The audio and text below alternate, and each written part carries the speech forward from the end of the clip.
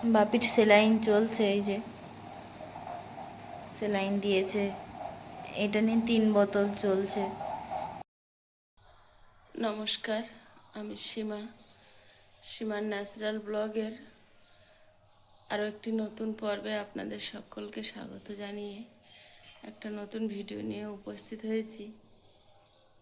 কিন্তু এই ভিডিওটা করার বা দেওয়ার কোনো মানসিকতা এখন এই মুহূর্তে আমাদের মধ্যে নেই। কারণ আয়ুষের বাবা রাত্রিবেলা ভীষণ অসুস্থ হয়ে পড়েছিল। তো প্রিয়াঙ্কা স্কুটি চালাতে পারে, ও এখান থেকে স্কুটি করে নিয়ে গেছে। আর ওদিক থেকে ওর একটা বাবার বন্ধু, মানে আমাদের দাদা সম্পর্ক হয়, সব একসঙ্গে ঘোরে। সেই দাদা 3 জনে মিলে এখানে ডাক্তারখানায় ভেবেছিল যে দেখিয়ে একটু সুস্থ হলে, গ্যাসটা প্রচণ্ড বেড়ে গেছে, তো বাড়িতে নিয়ে চলে আসবে। রাত্রে তখন 11টা বাজে, তখন নিয়ে গেছে। তো এখানকার একটা ডাক্তারখানা বন্ধ ছিল, আর একটা ডাক্তার বাবু বলল যে ও যে গ্যাসের ওষুধটা খেয়েছে সেটা সবচেয়ে বেশি পাওয়ারের, আর আমি এই মুহূর্তে কিছু করতে পারবো না, নার্সিংহোমে নিয়ে যাও। তো ওইখান থেকে ওরা ডাইরেক্ট নার্সিংহোমে নিয়ে গেছে। আর রাত্রিবেলা 12টা বাজে তখন ভর্তি নিয়েছে। তো আয়ুষ ঘুমিয়েছিল, আমি যেতে পারিনি। আয়ুষ জানেও না, সকালে উঠে জিজ্ঞাসা করছে দিদি আর বাপি কোথায়। তো আমি রাত্রে 2টো পর্যন্ত পুরো ফোনে ছিলাম, দেখছি, শুনছিলাম, জানছিলাম সব কিছু। তারপরে ওখানে নার্সিংহোমে বললো একজনের বেশি থাকতে দেবে না। তো প্রিয়াঙ্কা ছিল, আর আয়ুষের বাবার চাম্পাহাটিতে একটা বন্ধু আছে, সেই দাদাও সঙ্গে সঙ্গে গিয়েছিল ফোন করে জানার সঙ্গে সঙ্গে। আর গণেশ দা মানে সঙ্গে এখান থেকে যে দাদাটা গিয়েছিল, ওরা দুজনে ছিল রাত্রি প্রায় 1টা পর্যন্ত। তারপরে বলল যে একজন থাকুক আর বাকি 2জন বাইরে যাও। তো ওরা তারপরে চলে এসেছিলো, এখন সকাল হয়ে গেছে। আর প্রিয়াঙ্কাকে ফোন করছিলাম, তো বললো একটু ভালো আছে, ঘুমাচ্ছে, সেলাইন চলছে। যদি 12টা পর্যন্ত দেখবে, রাত 12টা থেকে সেলাইন দিয়েছে, আর দুপুর 12টা পর্যন্ত সেলাইন চলবে। তারপরে যদি সব কিছু ঠিকঠাক থাকে হয়তো ছুটি দেবে, আর না হলে কিছু রিপোর্ট করতে হবে, অ্যান্ডোস্কোপি করতে হবে। তো এখন ওরা তো একটা জামা কাপড় পরে যেমন ছিল তেমন চলে গেছিলো পিয়ালিতে ডাক্তার দেখাবে বলে। তো সকালে এখন গণেশদা যাবে, গণেশদা আসছে, জামা কাপড় নিয়ে যাবে। আমি ব্যাগে সব গুছিয়ে রেখেছি, আমি যাব বলছিলাম। তো বলছে না মা, বাপির এখন একটু শরীরটা ভালো আছে, গ্যাসটা কমেছে, ও রাত্রে অনেক ইঞ্জেকশন পুশ করেছে, তো এখন ঘুমাচ্ছে। আর তুমি ভাইয়ের কাছে থাকো, ভাইকে নার্সিংহোমে নিয়ে এসো না, আমি তো আছি। ও আছে, এটাই একটা বড় ভরসা, ও আছে বলেই আমি নিশ্চিন্তে আছি। যতই বন্ধুবান্ধব থাক, নিজের মানুষ একটা কাছে থাকলে তার একটা ভরসা আলাদা। তো আপনারা সবাই প্রে করবেন তাড়াতাড়ি যেন সুস্থ হয়ে বাড়িতে চলে আসে। আর যদি কিছু রিপোর্ট করতে হয় লেখে, তাহলে নিয়ে যাব, হয়তো ওখান থেকে করায় কি করে, না হলে অন্য বাইরে ভালো ল্যাব থেকে করাবো। এখন দাদা আসছে, জামা কাপড়গুলো পাঠিয়ে দিই, দেখি দুপুর পর্যন্ত থাকবে। কালকে থেকে এক জামা কাপড়ে আছে, তো চেঞ্জ করবে দুজনে। ভিডিও করার কোনো মানসিকতা নেই, কিন্তু আপনাদের সঙ্গে এমন একটা সম্পর্ক তৈরি হয়েছে, আপনারাও অপেক্ষা করেন আমাদের জীবনযাত্রার আপডেট একটু একটু করে আপনাদের কাছে পৌঁছে দিতে দিতে কখন যেন আপনাদের ঘরের মানুষ হয়ে উঠেছি, আর আপনারাও আমাদের ঘরের মানুষ হয়ে উঠেছেন, সুখে দুঃখে সব কিছুতে পাশে থাকেন সব সময়। তাই এতটা ভরসা পাই যে আপনারা আছেন, আমরা একা নই। তো এইভাবে পাশে থাকুন, আর কেমন আছে কি হচ্ছে একটু একটু করে আপডেট আপনাদেরকে দিতে থাকবো। এখন বাসি কাজগুলো সেরে নেব, নিয়ে ওর জন্য একটু কিছু বানিয়ে দিও খাক। স্কুল টিউশনি সবটাই বন্ধ থাকবে 1-2 দিন, কিছু করার নেই। আর ভিডিও কেমন কি দিতে পারবো জানি না, তো পাশে থাকবেন। ওমা জেঠু এসে গেছে।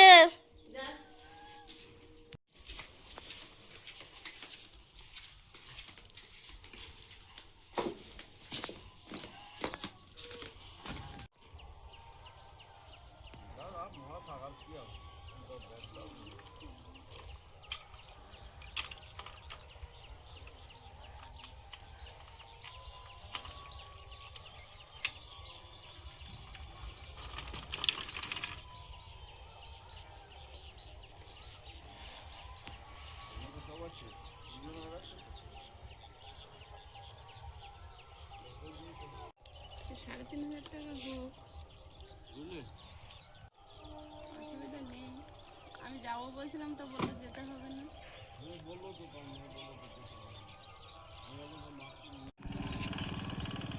এই পথ দিয়ে বেরিয়ে যাবে গণেশদা।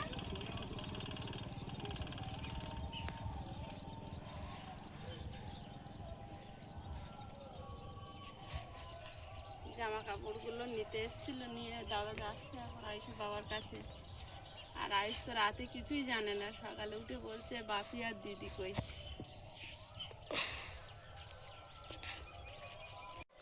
তুমি রাত্রে কিছু জানতে না? সকালে উঠে জানাচ্ছ? বাপি চলে আসবে, চিন্তা নেই, চলো বাড়ি চলো।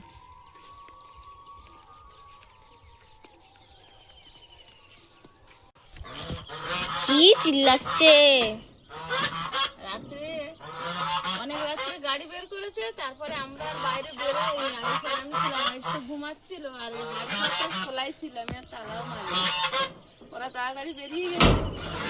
তখন রাত্রেবেলা একা এত দুশ্চিন্তা হচ্ছে, আর বাইরেও বেরোয়নি, আর ওইভাবে বাইক নিয়ে গিয়েছে? বাইক কে চালালো? দিদি চালিয়েছে।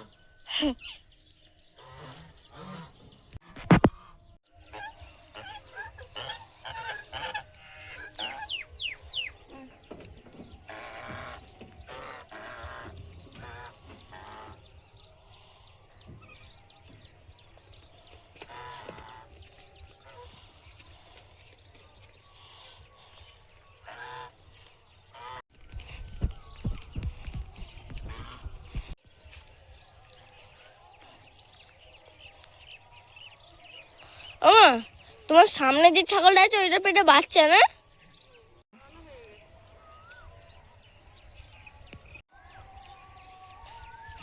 আস্তে আস্তে জড়িয়ে দিয়েছে। একে কেউ ট্রফি দেয় না জড়ানোর জন্য?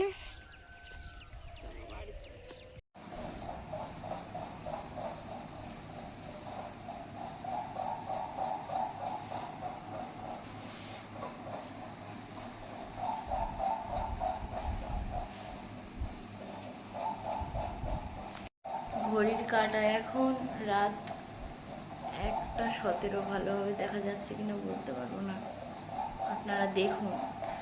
তো এতটাই শরীরটা খারাপ হয়েছে বাপির, এই রাত্রেবেলা আমরা পিয়ালিতে কোনো ডাক্তার ভর্তি নিতে চাইনি, দেখতে চাইনি। এখন আমরা এসছি চাম্পাহাটিতে।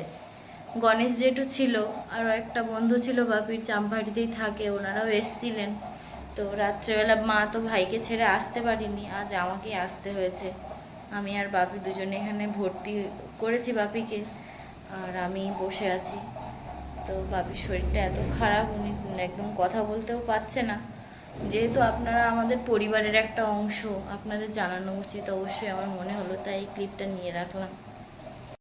এত রাতে তো ডাক্তারবাবু নেই এখানে, কোনো রকম একজন ওনার অ্যাসিস্ট্যান্ট ছিল, যাই হোক করে অ্যাসিস্ট্যান্ট, উনি হয়তো ডাক্তারি পড়ছেন যত সম্ভব, উনি ইঞ্জেকশন সেলাইন যা যা লাগে মোটামুটি দিয়েছেন। আর একা একা কখনো এরকম কাউকে নিয়ে থাকার এক্সপিরিয়েন্সও আমার নেই, আমার খুব ভয়ও লাগছে। মা ফোনে আছে, ফোন করছে, কাকুরাও ফোন টোন করছে, যদিও একা থাকার কখনো এক্সপিরিয়েন্স নেই। আর বাপির শরীরটাও খুব খারাপ, কথাও বলতে পারছে না। তো যতটুকু পারছি আমি টুকটাক করে একটু একটু ভিডিও নিয়ে রাখছি। এখন কেমন লাগছে? খুব কষ্ট পেয়েছে কাল সারা রাত।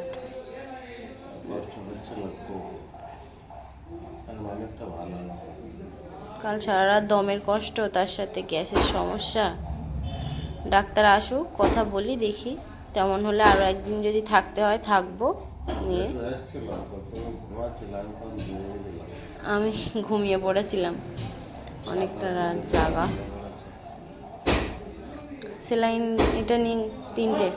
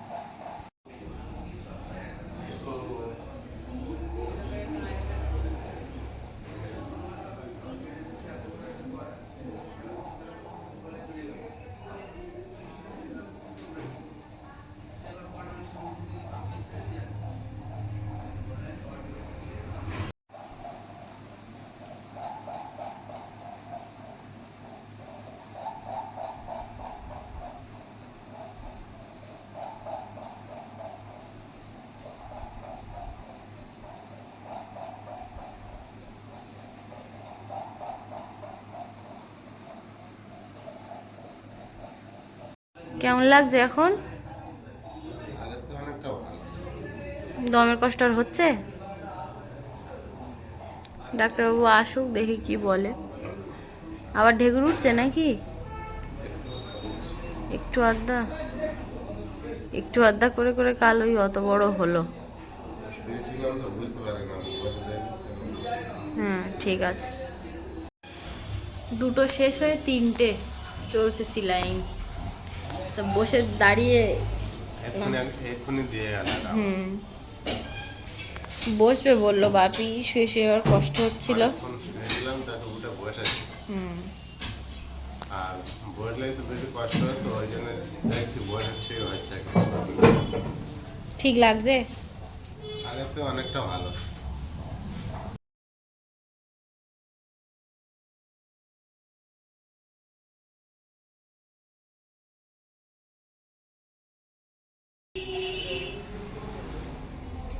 এখন ঠিক আছে তাই তো? হ্যাঁ, ওই সমস্যা এখন কি কষ্ট হচ্ছে?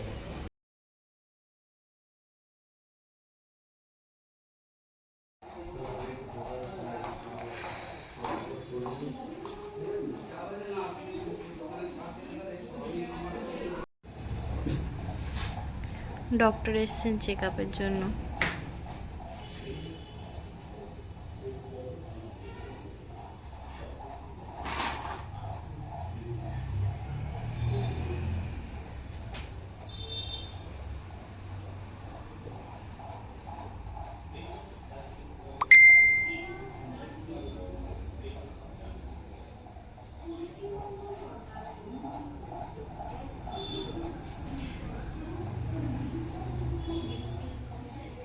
মাকে ফোন করেছিল না?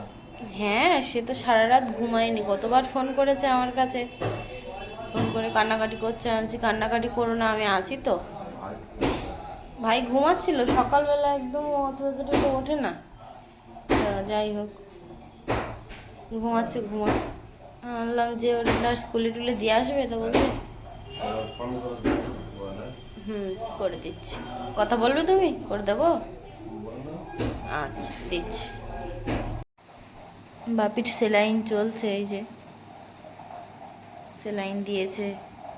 এটা নিয়ে 3 বোতল চলছে। একদম 12 ঘন্টা কিছু খাওয়া যাবে না বলে দিয়েছে, এত অসুবিধা হচ্ছে। এখন 12 ঘন্টা না জল না খাবার, ওইভাবে থাকতে হবে, কিছু করার নেই। আর এতটা সমস্যা হচ্ছিল সেলাইনটা দেওয়ার পরে, এখন হয়তো একটু কমেছে, হালকা ঘুমানোর চেষ্টা করছে। ডাক্তার বলে গেছে ঘুমানোর জন্য, তো চোখ বন্ধ করে শুয়ে তো আছে, এখন জানি না ঘুমিয়েছে কি।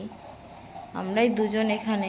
এটা একটা প্রাইভেট নার্সিংহোমও বলা চলে, যেহেতু সরকারি হসপিটাল এখান থেকে অনেকটা দূর, খুব কষ্ট হচ্ছিল। যাই হোক করে এখানে নিয়ে এসেছি, এনে ভর্তি করেছি। মা তো ভাইকে রেখে আসতেও পারিনি, আয়ুষ যেহেতু ছোট, ও ঘুমিয়ে পড়েছে, না তো মাই আসতো, আমাকে হয়তো রেখে আসতো। তো ওরা তো বাড়িতে আছে আর আমি এসছি। মা হয়তো কাল সকালবেলা উঠেই চলে আসবে, দেখা যাক। আপনারা সবাই প্রার্থনা করবেন আমার বাপি যাতে তাড়াতাড়ি সুস্থ হয়ে ওঠে, ভালো হয়ে যায়। সকাল হয়ে গেছে আর বাপির একজন বন্ধু আছে গণেশ জেঠু বলে, আমাদের পিয়ালি ওখানেই থাকে, বেশি দূর না আমাদের বাড়ি থেকে বাড়ি। তো উনি স্কুটি নিয়ে এসেছিলেন, মা তার কাছে, মাও তো সারা রাত ঘুমায়নি, মা তার কাছে জামা প্যান্ট যা যা যাবতীয় লাগে সব কিছু পাঠিয়ে দিয়েছে, আমি তো চেঞ্জ করে নিয়েছি। বাপি এখন একটু উঠেছে মোটামুটি, বলছে যে আগের থেকে বেটার, কিন্তু তাও শরীরটা খুব দুর্বল, একা একা হাঁটা চলতেও পারছে না। এই যে আরেকটা সেলাইন দিয়ে গেল।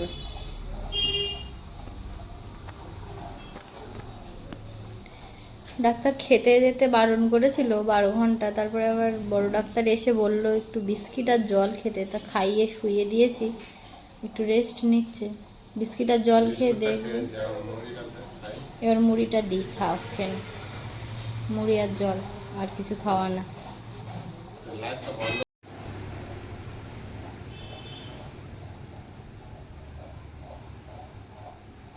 ব্যাস আর দিও না, বাটি উঠছে পড়বে এবার।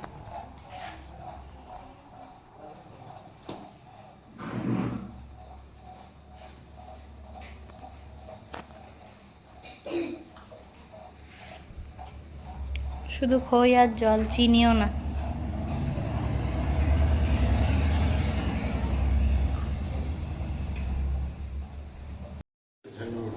পেট দম হয়ে যাচ্ছে, এরকম কি অনুষ্ঠান হয়?